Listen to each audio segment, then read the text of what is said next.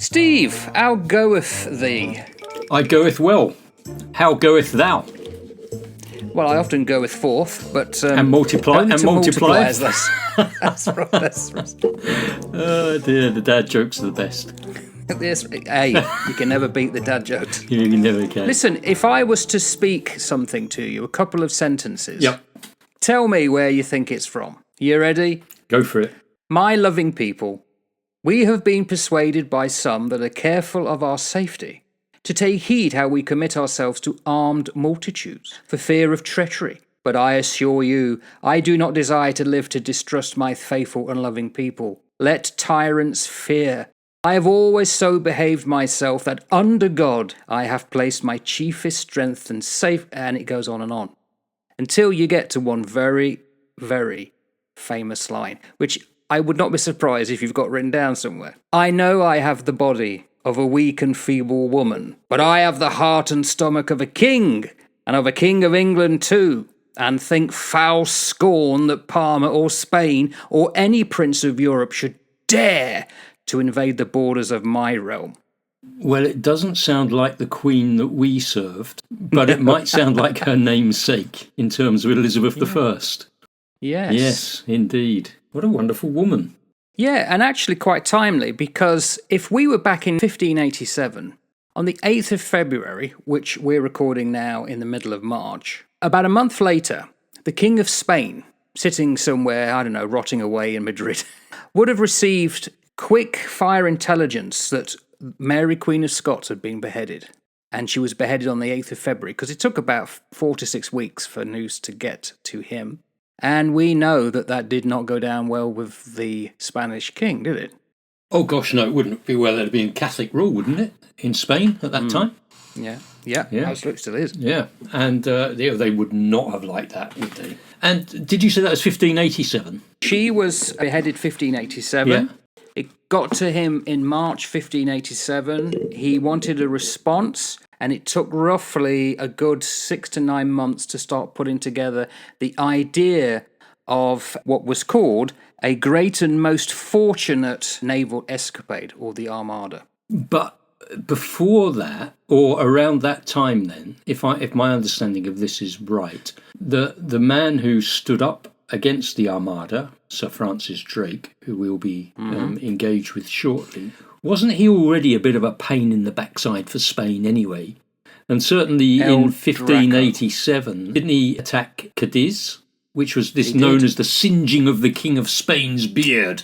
Ha ha! He did. Me hearty. Yeah. Yes. He did a shed load of damage to a load of ships there. Yeah. It put back the King of Spain's fleet. It did. Which, in a way, feeds into the fact that when we talk about the Armada, because that's what we're going to be talking about, what were the reasons why it failed? And there's various reasons. And you could argue that Drake obviously preceded quite a lot of events, because although Britain was quite isolated and long distance, as we just said, took about 4 to 6 weeks for any information to get officially to the king, they had spies, they had quick sailing pinnaces, they could get information a lot quicker than that, back and forth, with a good tide and a good wind. And Britain was starting to usurp people on the main for its own benefit, and Drake was already starting to get a kind of, what's the word?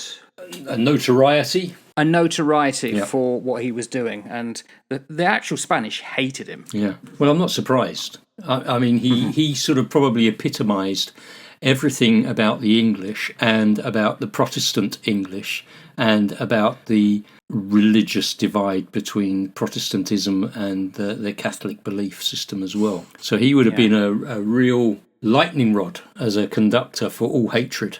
Yeah, absolutely. The other thing as well that was in the background was that, and of course you can go back to Henry and the Protestant movement that was no longer listening to the Pope, because interestingly, Philip II, for this adventure, he got the backing of the Pope. And geographically, a country very close to British shores was the Spanish Netherlands, which we now know as Belgium and parts of the Dutch Republic, the Dutch-speaking world.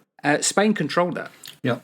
And the British were constantly going over and causing problems with the shipping. And so all this came together in which Philip thought, right, that's it. I'm going to sort these little upstarts out.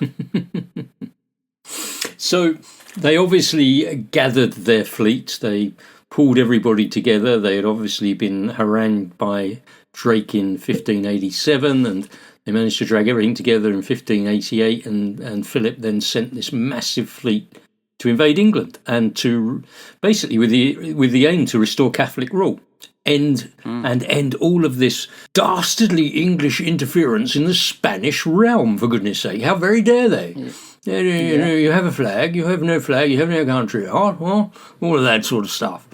So that's right. So when he pulled this fleet together, what sort of size are we talking, Mark? Well, documents state that there would have been 130 ships. And the thing about the Armada that you got to understand is that the British actually put together eventually more than they did, but they were smaller and they were quicker. The other thing that the Spanish ships, you would have noticed straight away how a lot of them were huge, really high off the water. That was their problem. It made them very slow and very ponderous.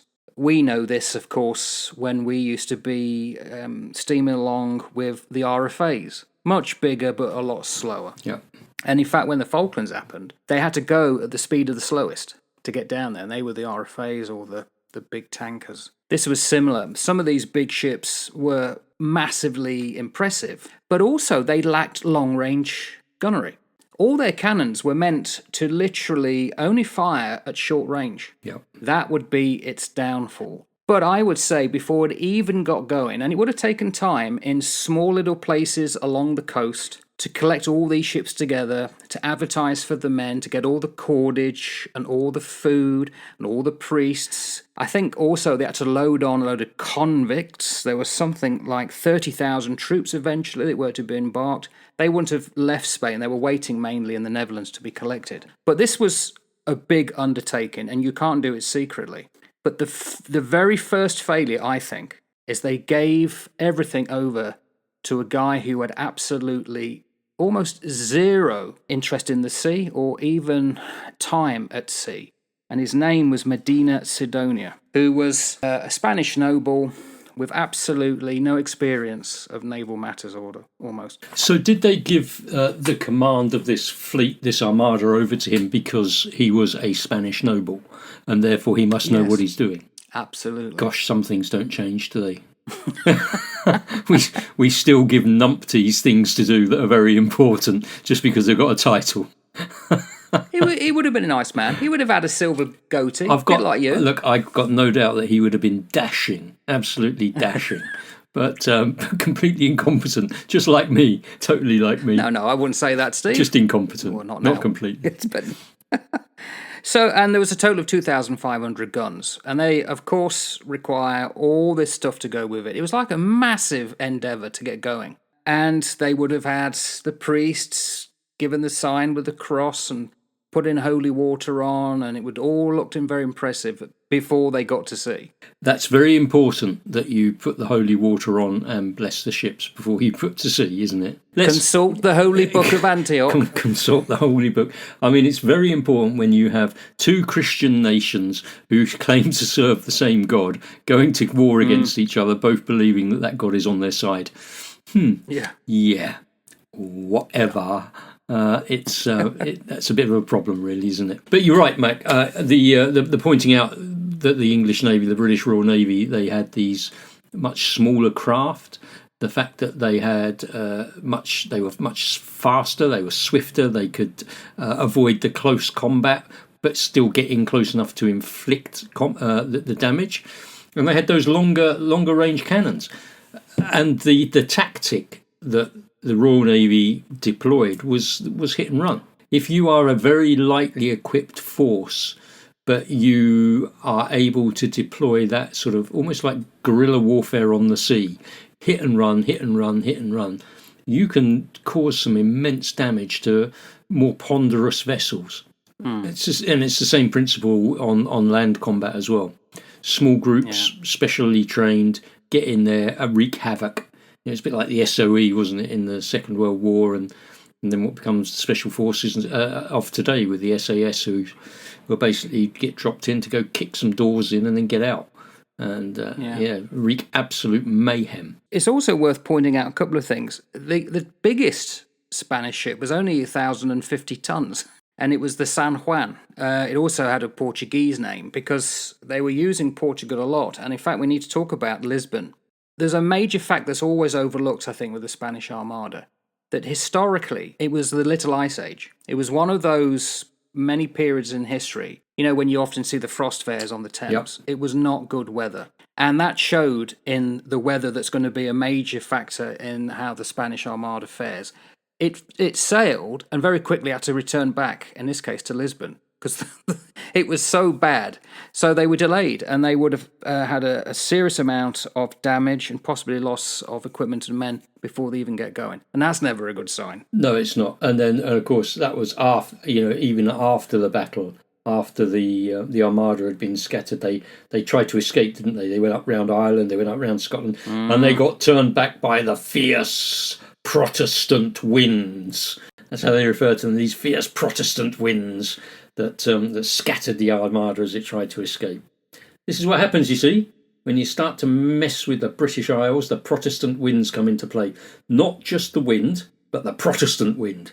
Very important. Absolutely. Yeah. But eventually it got in sight of Plymouth. Yeah. And of course, we know Plymouth, and we know how bad those winds could be in the Channel, the chops of the Channel especially. Oh, God. The other thing as well, and we'll know this, you don't often read about this, but unless you've been through the Bay of Biscay, you know all about it. The way that the ships roll. Now, can you imagine these high-sided, slow-moving sailing ships with a commander who didn't really know what he was doing? Yeah, I've been on some ships with a commander who didn't know what he was doing, but we won't go there. That would be horrendous, man. We may have touched on it before, but I think it was in 1987 that we got caught out in the Dover Straits in that hurricane that swept through southeast England. And our ship that we were on, I was on a destroyer, HMS Manchester, and that thing was picked up and tossed around like if it had been corkscrew, in a bottle type thing, bouncing around out there on the Oggen. It was horrendous, absolutely horrendous. And we would get dropped down into big troughs of waves and knocked sideways, and absolutely awful. And when she came upright, she sounded like an old wooden ship creaking. So Bay of Biscay, coming all around that way, it can be quite treacherous water, and it's certainly not for fair weather sailors when it kicks off. We'd always have, wouldn't we, that we're about to enter the Bay of Biscay, we're going through the Bay of Biscay now, and just, make sure you batten down the hatches, make sure everything's lashed and stowed, because it could get a bit bouncy.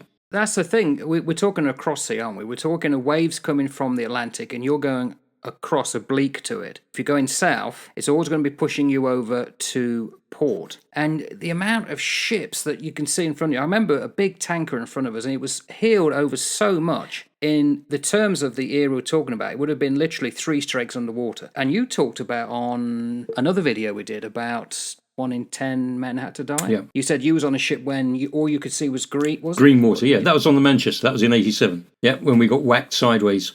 And we went... Where was that? So that was in the Dover Straits.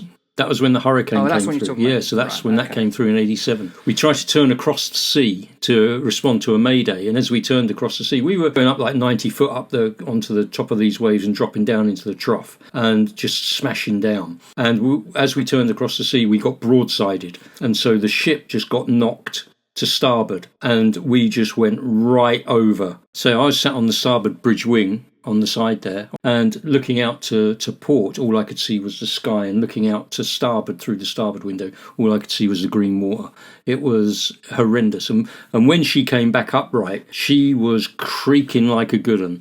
She sounded like a real old wooden ship. As I say, the ship split in 5 places. 3 places up forward, 2 places down aft. Had to get the pumps out and stop her from flooding. It wasn't long after that they started to strengthen the sides of the 42 destroyers, and later pictures of 42s, if you were to see them, that have like this strengthening beam piece that had been welded on all the way down the wastes of the ship. So yeah, really screwed And that's it. a modern warship. And that's a modern warship. Wow. So Okay. one of the things that I wanted to ask you is, come on, the legend. Oh, the bowls. Come on. Yeah. Are you gonna blow that one out of the water? What do you reckon? He was playing bowls, and when he was informed, he said, "Look, we'll carry on with the bowls." And of course, historically, what has happened? It justified, or it served the British in years later to look back and see this indomitable spirit. Civilized man. And of course, Drake was not civilized. He was just basically a pirate by any other name. He knew that there was no point rushing because of the tide. He wouldn't get out with the ships. The wind was against him. He would have seen that from where he was playing. He said, yeah, hold on, we might as well wait, carry on with the bowls. But it really does point very clearly to the jib of Drake, who, of course, justifiably, was the man, along with others, that stood to the fore and became famous because of what was about to unfold. And while you have said that he was just like a pirate, he knew his stuff, didn't he, in terms of being a nautical man? Whether or not he was... You wouldn't circumnavigate the globe if you didn't know what he you were doing. knew what he was all about in terms of how to handle himself at sea, how to handle vessels at sea. His moral and ethical compass may have been a bit askew, but his navigational compass was spot on, wasn't it? I'm reaching for a book that you sent me. You can see Yes, it now. indeed. There Yes. you go. Great book, isn't it? It's the Penguin Book of Pirates. And the first person mentioned is Drake. Yep. And there's this wonderful line in here where, and admittedly, it was written by a Spaniard who didn't care for the likes of Drake. But Drake had with him officers who were gentlemen, and they would often have a get-together. The way I look at it, do you remember Brian Clough? Yes. Yeah. The English, Yeah. He famously would say, "Oh, I'd let my people speak, and then I'd tell them what it is." And it was a bit like Drake. And one of them said, "Oh, you're putting us into danger with the routes you're taking us round the Cape Horn." And of course, he put him in irons, and then without any trial or witnesses, next morning marched him up to the deck and beheaded him. You didn't mess around with Drake. No.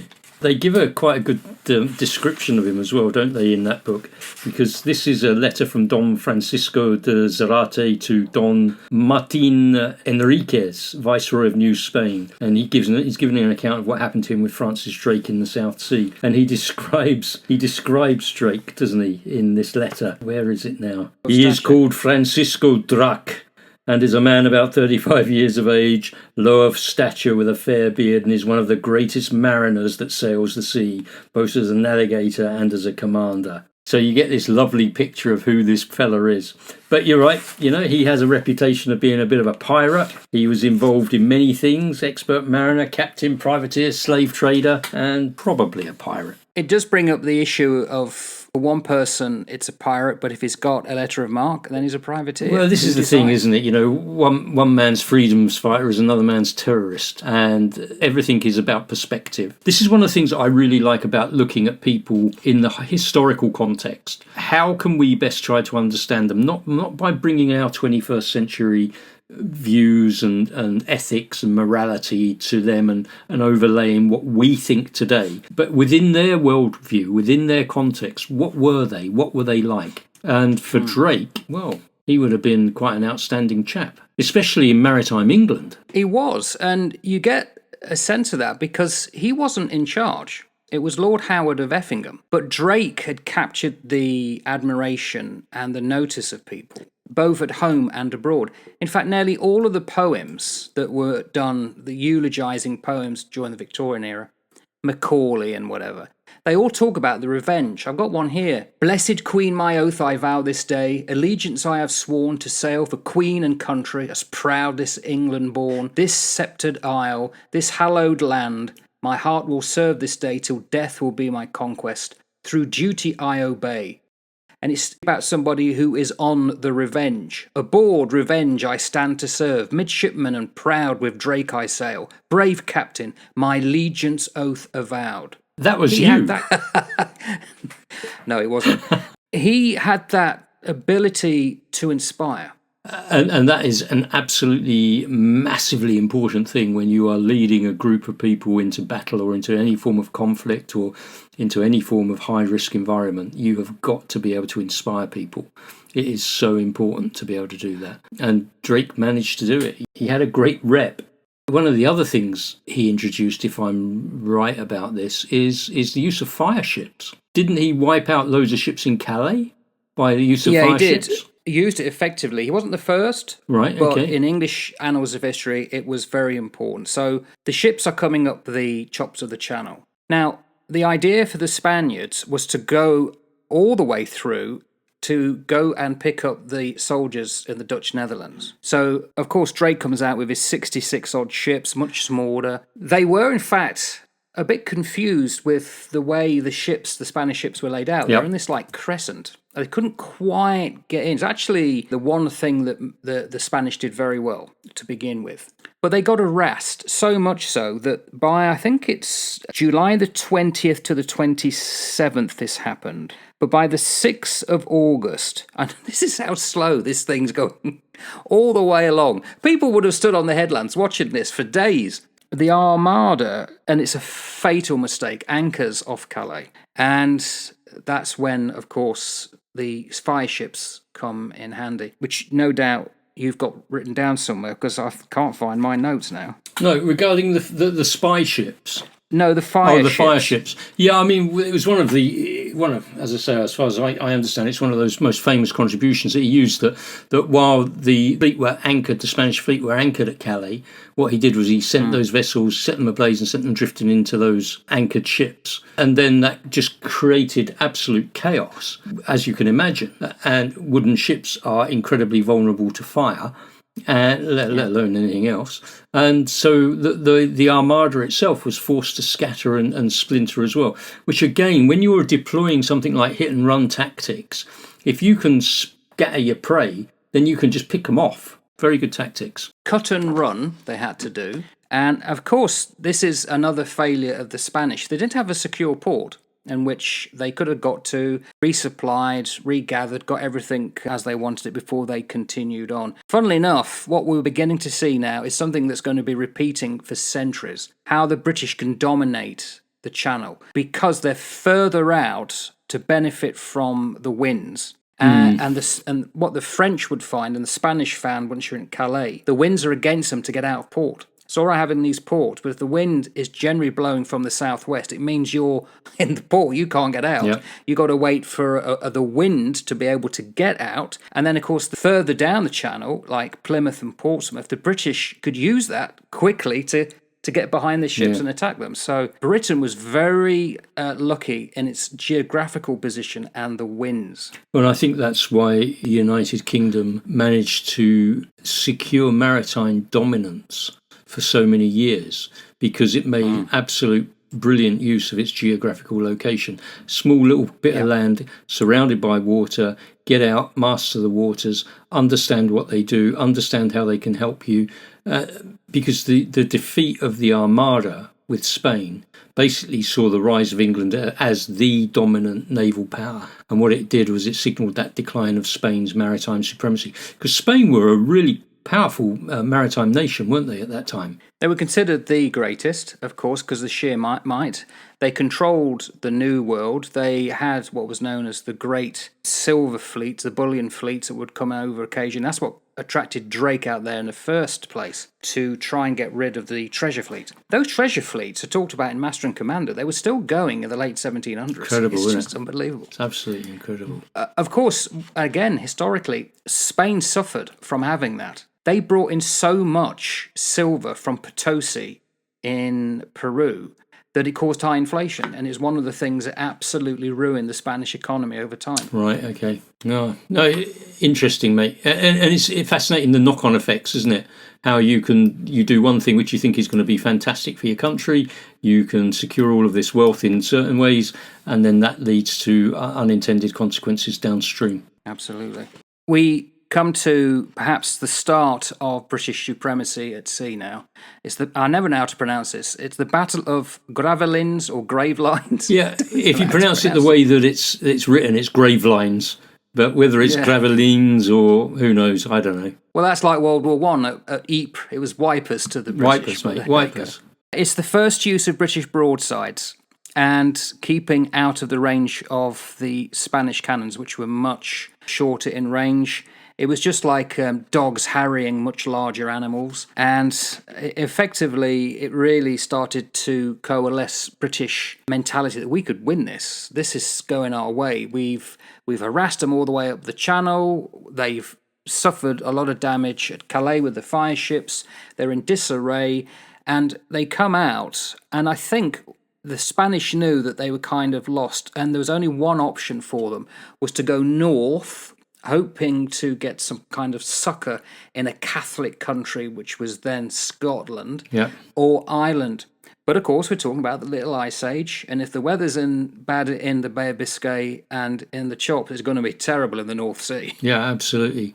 Well, it would have been really difficult to keep formation. It would have been really difficult to carry out your tactical manoeuvring. It would have been really difficult to avoid other things that were thrown at them, like fire ships and all the rest of it. Very, very difficult naval engagement for them. Was it indecisive, or do you think it was decisive for the English?